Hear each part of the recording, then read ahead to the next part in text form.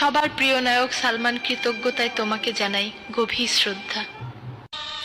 অকালে চলেই যদি যাবে, তাহলে কেন এই সালমান শাবনূর জুটি? ভক্তদের আমি একা কেমন করে বোঝাবো আর কোনোদিন নতুন কোনো ছবিতে সালমান শাবনূরকে দেখা যাবে না? কে বলে সালমান নেই? কে বলে আমাদের প্রিয় নায়ক সালমান নেই? আছে, ওই তো কত ছবির রূপালী পর্দায় আমি আছি, নায়ক সালমান শাহ আছে।